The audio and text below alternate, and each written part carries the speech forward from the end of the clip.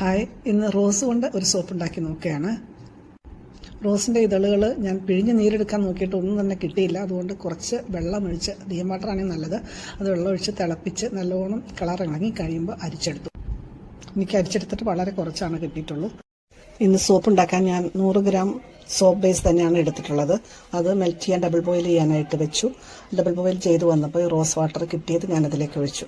Rose water ഒഴിക്കുമ്പോഴും colour change ആയിട്ടുണ്ട്, red colour പോകുന്നുണ്ട്. ഞാനത് വേറെ കളറൊന്നും ചേർക്കുന്നില്ല. ഞാൻ വീട്ടിലുണ്ടായ റോസ് തന്നെ ആയതുകൊണ്ട് അതുകൊണ്ട് മാത്രമാണ് ഉണ്ടാക്കുന്നത്, വേറെ കളറൊന്നും ആഡ് ചെയ്യുന്നില്ല. സോപ്പ് ബേസ് മെൽറ്റ് ആകുമ്പോഴേക്കും അതിൽ ചേർക്കാനുള്ള ഇൻഗ്രീഡിയൻസ് ആയ ഒരു വൈറ്റമിൻ ഇ ക്യാപ്സ്യൂള്, 4 ഉള്ളി ഗ്ലിസറിൻ എന്നിവ എടുത്തു. ആ മിക്സ് ഒഴിച്ച് ഒന്ന് ചൂടായതിനു ശേഷം ഞാൻ ഇറക്കി വെച്ചിട്ടാണ് എസൻഷ്യൽ ഓയിൽ ചേർക്കുന്നത്.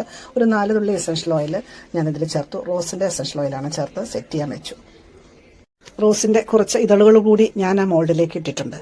അത് സെറ്റായി വന്നപ്പോൾ നല്ല ട്രാൻസ്പെറൻ്റ് ആയിട്ട് കാണാൻ എനിക്ക് ഇങ്ങനെയാണ് കിട്ടിയത്. നല്ല ഭംഗിയുണ്ട് കാണാനായിട്ട്, നല്ല മണവും നല്ല സ്മെല്ലുമാണ്. ഇനി ഓറഞ്ച് പീല് കൊണ്ട് ഉണ്ടാക്കി നോക്കാമെന്ന് കരുതി 2 ഓറഞ്ച് നല്ലപോലെ കഴുകിയെടുത്ത് അതിൻ്റെ ഉള്ളിലെ വെളുത്ത പാട ഒന്ന് സ്പൂൺ കൊണ്ട് വടിച്ച് കളഞ്ഞു. ഒക്കെ നല്ലപോലെ കഴുകി മിക്സിയിലിട്ട് നല്ലപോലെ അരച്ചു കൊണ്ടുവന്നു. ഇതിന് ഞാൻ 100 ഗ്രാം സോപ്പ് ബേസാണ് എടുത്തത്. സോപ്പ് ബേസ് മെൽറ്റ് ചെയ്യാൻ വെച്ചു.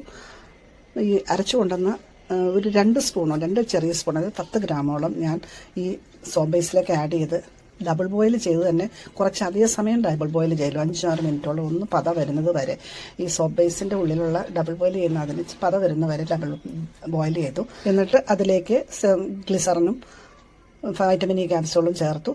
ഇറക്കി വെച്ചിട്ട് ഞാൻ ഇതിനകത്ത് ചേർത്തത് എസൻഷ്യൽ ഓയിൽ, ഓറഞ്ചിൻ്റെ എസൻഷ്യൽ ഓയിൽ തന്നെ 4 തുള്ളി ചേർത്ത് സെറ്റ് ചെയ്യാനായിട്ട് വെച്ചു.